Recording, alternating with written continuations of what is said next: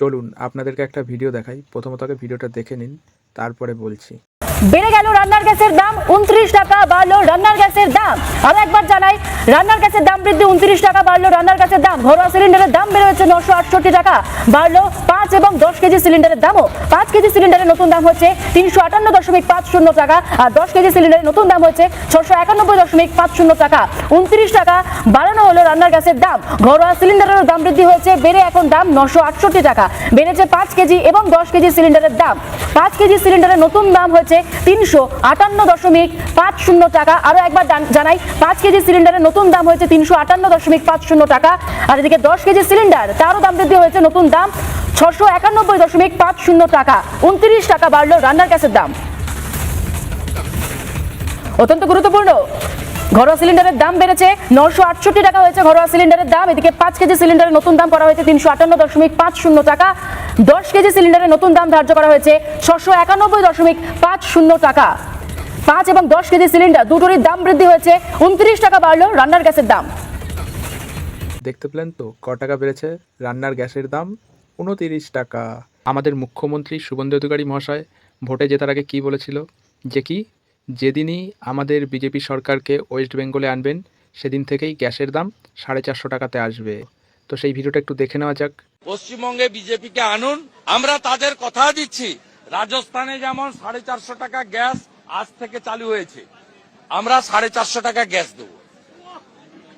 আমাদের বিজেপি সরকার করুন, Modi guarantee, only guarantee, Modi guarantee. এক সপ্তাহ আগে আমি যখন গ্যাস বুক করেছিলাম তখন ছিল 939 টাকা। 7 তারিখে ক টাকা গ্যাসের দাম বাড়লো? 29 টাকা। এখন ক টাকায় নিতে হবে তাহলে? 968 টাকায়। তার মানে কি, মানে 939 টাকায় আমি যে গ্যাসটা বুক করেছিলাম এখন ডেলিভারিতে পড়ে যাবে 1000 টাকা। বাহ!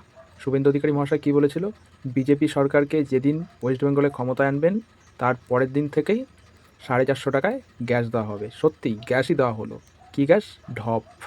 মানে ভোট নেওয়ার জন্য বলেছিল যে 450 টাকা করে গ্যাস দেওয়া হবে, আর এখন সত্যি সেই গ্যাস মানে পাবলিককে 450 টাকার জায়গায় এখন 1000 টাকায় প্রায় নিতে হচ্ছে আমাদের। বা দাম কমার বদলে দাম দিনকে দিন বেড়েই চলেছে।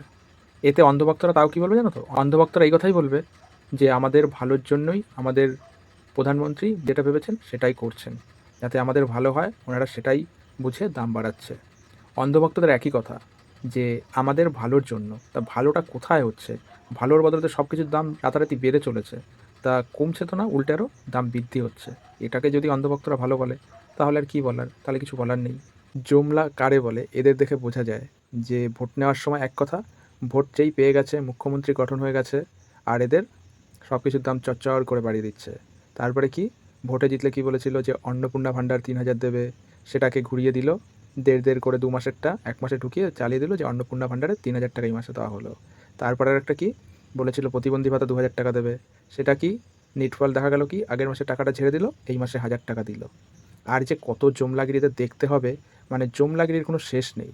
কি বলবে, মানে প্রতিশ্রুতি দেয় এক, করে আর এক। মানে মানুষের সাথে এরা চিটিংবাজি কাজগুলো করবেই, এদের খেয়ে দিয়ে কোনো কাজ নেই। এরকম ভাওতাবাজি সরকার কতদিন চলবে? আজকে এক কথা কালকে এক কথা। বাস ফ্রির পরিষেবাটা তো দেখলেই, মহিলারা স্টপেজে দাঁড়িয়ে হাত নাড়ছে, বাসবাবুর দাঁড়ানোর কোনো খবরই নেই, শ্যাক করে চোখের সামনে দিয়ে চলে যাচ্ছে। আর যে কত কি দেখতে হবে। এইগুলো দেখার পরে অন্ধভক্তরা এখনও চোখে ঠুলি গুজে বসে রয়েছে। এরা এইগুলো দেখতে পায় না, আর দেখতে পেলেও উত্তর দেয় না। কারণ কি, যেগুলো করছে আমাদের প্রধানমন্ত্রী মুখ্যমন্ত্রী খুব ভালো করছে, এই ছাড়া এদের মুখে আর কোনো কথা নেই। এই ভালো না? ভোটের আগে ভুড়ি ভুড়ি প্রতিশ্রুতি, ভোটের পরে ইজ ইকুয়াল টু কি, ভুড়ি ভুড়ি প্রতিশ্রুতির জায়গায় 0। এইভাবে না কোনো রাজ্য চলতে পারে না, দেশ চলতে পারে না। আমাদের মুখ্যমন্ত্রী শুভেন্দু অধিকারী মহাশয়ের কথা অনুযায়ী এটাই দাঁড়ায় মূল্যবৃদ্ধির আর এক নাম মোদি গ্যারান্টি।